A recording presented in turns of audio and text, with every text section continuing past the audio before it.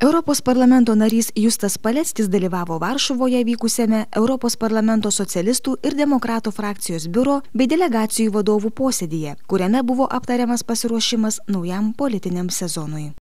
Dar kartą buvo konstatuota, kad Europa atsidūrė didžiulėje krizėje.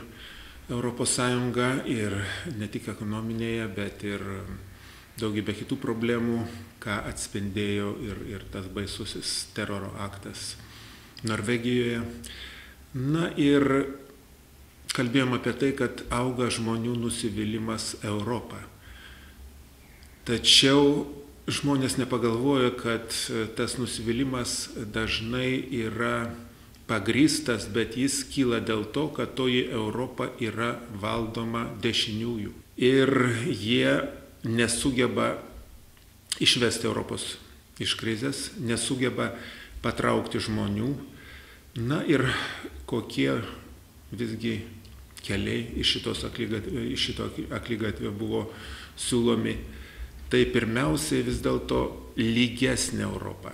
Ne tik tai lygesnių galimybių, bet ir lygesnio turto pasiskirstimo Europą. Tai reikia pasiekti per mokesčių sistemą, tai reikia pasiekti per kitus instrumentus. Na ir be abejo, jeigu dešinieji kalba apie tai, kad reikia taupyti, mažinti biudžetus, karpyti biudžetus, tai mes visą laiką pabrėžiam, kad šalia to reikia kurti darbo vietas, reikia skatinti ekonomiką. Ir be abejo, jaunimo nedarbas tai yra viena iš didžiausių priežasčių, kodėl jaučiamas tas nusivylimas Europą. Ir jeigu jaunimui nebus suteiktos darbo vietos, nebus suteiktos galimybės oriam gyvenimui, be abejo šitas projektas gali žlugti, aš turiu omeny Europos projektas. Aš kalbėjau tame pasitarime ir apie mūsų problemas. Aš nurodžiau, kad Lietuva nukraujuoja, netenka labai daug jaunų energingų žmonių, kurie išvažiuoja, išsilavinusių žmonių. Priminiau apie tai, kad Europos socialistų partija savo priešrinkinime manifeste yra įrašiusi solidarumą ir šiuo atžvilgiu, kad reikia vis dėlto tokiom šalim, kurios netenka aukštai kvalifikuotų specialistų, reikia padėti tos šalis, kurios gauna, jos privalėtų išmokėti tam tikras kompensacijas.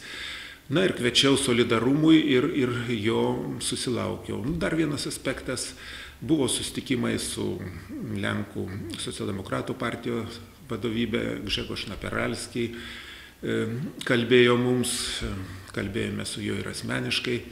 Kaip tik ir susitarėm, kad reikia įgyvendinti jo, Grzegorzo Napieralskio ir mūsų partijos pirmininko Algirdo Butkevičiaus susitarimą apie tai, kad mūsų partijos turėtų pasikonsultuoti tautinių mažumų klausimais.